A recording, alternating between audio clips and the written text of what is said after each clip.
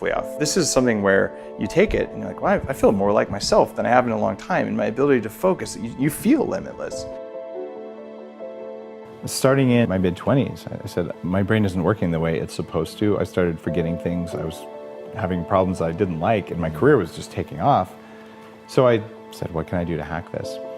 I ordered my first big package of smart drugs, and these are mostly pharmaceuticals. They came in, I was all excited, and I took the first of the bunch I was testing out on myself. It was called paracetam, and I use an analog of that even today, and I read about that in Game Changers. But the experience was really weird. I took it for a week, and I'm like, damn, I was so excited. I'm so disappointed, this stuff doesn't work. So I stopped taking it. And the next day I said, you know, I'm grasping for words. And I realized the previous week, every time I wanted to think of a word, it would just come to me. And then I found that I'd say, what's the word for that? What was I gonna say? And I realized I wasn't having that. What good nootropics do, the ones that aren't energizing, which is a different effect that's also helpful, they make you feel more like yourself. They reduce the struggle and the work it takes to do something. So it would have been within your skill set, but a struggle or a stretch, like, oh, I got that. Sort of like if you could, lift a 35-pound dumbbell, but it's work, and all of a sudden you're like, oh yeah, I got that. Maybe I could do 45. So it's this performance enhancement, but it feels so natural. It feels like yourself that after a very short period of time, you get used to having that superpower, and it just becomes your new normal. And it turns out there's a whole bunch of different racetam family drugs. Paracetam's been around for almost 60 years. It's made by Sandoz Pharmaceuticals, a big pharmaceutical company in Europe. It's protective of your neurons. It increases oxygen, but not blood flow in the brain. And we're not sure all the ways that it works, but it's got a long safety history. The downsides are it may use more acetylcholine, which is a neurotransmitter. You can eat raw egg yolks or take soy lecithin, or some of the supplements that I make have things that increase acetylcholine in it, and it's widely available at Whole Foods or anywhere. Would you have to eat raw egg yolks to get it? If they're lightly cooked, it's okay, but if you burn your egg yolks, you're not really going to get functional choline. It'll be burned. It's damaged by heat. So you go through that, and you say, that might be one side effect. The other side effect, it amplifies caffeine. So you take one of these things, hold on, your brain works better, it protects your neurons in low oxygen environments, increases oxygen in the brain, and things work better. Like, I think I like this. And what I switched to, and in Game Changers I kind of give the dosage and all this, is one called aniracetam. And aniracetam is lower stress. It also is the only one that increases memory I/O, or input-output. And I'm a computer science guy. I was a computer hacker by training when I weighed 300 pounds. And if you can increase the speed that you put something into a computer's memory or you get it out, it radically changes the performance of the whole computer. So faster memory means something. Well, as a human being, if you can find a substance that increases your ability to get things in and out of your memory, when you meditate, you're going to remember how to meditate better. When you study, you're going to remember what you do better. When you want to recall what you did, you're going to do it better. I've been on that stuff for 20 years, and it's really impactful. Wow. There's also these things that if you increase energy in the brain, you increase performance everywhere. And that's been a big focus. My book before Game Changers was called Headstrong, all about if you increase function of energy producing cells called mitochondria in the brain, what's it going to do? And it turns out your emotions get better, your ability to regulate your emotions, your ability to recall things, your ability to just have raw power to be you, it goes up. Some nootropics, and a lot of the ones that I've focused my formulations on, are around increasing energy throughout the body, but most especially in the brain. And then others are around manipulating or modifying things. Another nootropic that's really powerful is something that comes from green coffee fruit. Not the coffee beans themselves, but actually the fruit itself. And we produce it, it's called Neuromaster. There's a compound in the brain called BDNF, brain-derived nootropic factor. And this is nootropic factor, we're talking about nootropics, this is stuff that lets the brain be more plastic, more like a young brain. And it's tied to something called nerve growth factor. And if you can find a way to raise those things, your brain will act like a young person's brain, it'll learn faster.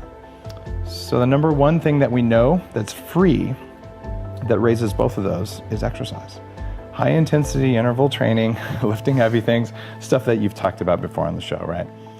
But this compound in Neuromaster raises your BDNF levels 4 times more than exercise. So I'm like, I think I'll exercise and I'll take that stuff. So I want that young plastic brain.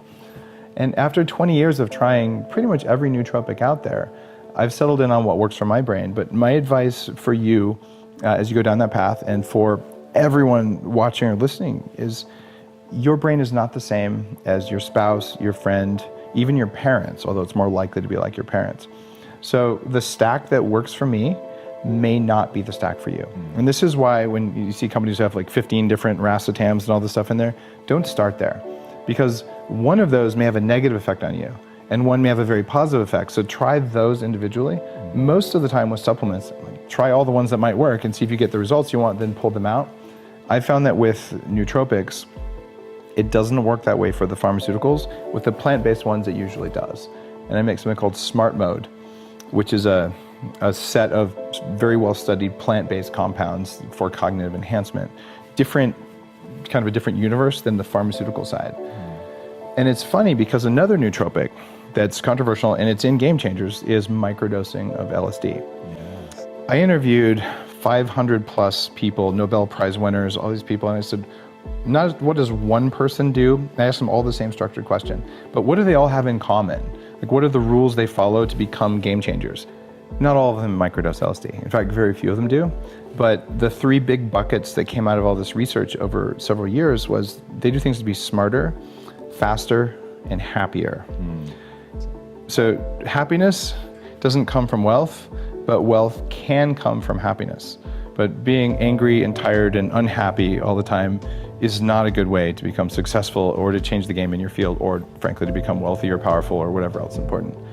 I also got from the data, not one person who's been a game changer named, when I asked 3 most important things in the world for people who want to perform better, not one said wealth, power, or fame. They're not seeking that. That is not the target. It is a side effect of them doing what they're here to do. And I had this dinner in New York. It was profound. My friend Andrew hosted this, and he has this long table, 25 people, and there's hedge fund managers, like big people in New York. And it was a Jeffersonian dialogue. And what that means is that instead of just having a random dinner conversation, one person asks a question at the table, and then we discuss it, only one person at a time. So we're all listening and focused. It was really cool. I've never done that before. And when it got to be my turn to ask a question, I said, all right, how many people here have used hallucinogens or psychedelics for personal development? Every single hand at the table went up. Wow. And I'm talking 20-year-old artists to 70-year-old senior executive people. They'd all done it at least once. Get outside your head doesn't mean you go do drugs. In fact, if you're under 25, I would say don't go do drugs because your brain's not done cooking. Don't go, to some random party, even Burning Man. Do it with a trained professional in a place where it's legal. And I talk about, you can actually go to a place in Costa Rica that has a medically licensed ayahuasca setting. I did ayahuasca in Peru 20 years ago with a shaman in the jungle, which was a transformative experience for me. But just to go out there and say, hey, I got someone to go to Disneyland, that is not good for your soul. It is not good for your performance. It's not cognitive enhancing. But having the ability to look in and see what your mistakes are, you can do this with holotropic breathing, which is a type of breathing that was developed to replace LSD for psychotherapy in the early 70s. I saw it in the book. Go into detail about that. Oh, I love this. So Tom, in addition to this, losing 100 pounds, getting control of my biology, and having a successful career, making my brain work better, when all the stuff that was supposed to work didn't work, I said, I'm going to go outside the box. I'm an engineer, so I'm going to try meditation. I said, I'm going to do a personal development thing. And I was at a point in my life, I was ending a relationship, and a friend said, Dave, you have to go do this. And I said, what is it? She said, I'm not going to tell you. So what? She said, you won't do it if I tell you. So just trust me. All right, fine. I didn't know what else to do. I was feeling kind of desperate. So I went to this personal development retreat.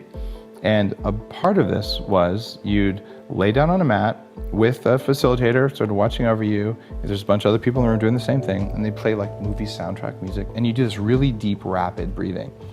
And the technical term for what you do is called tripping balls. You're like, what is going on here? And literally...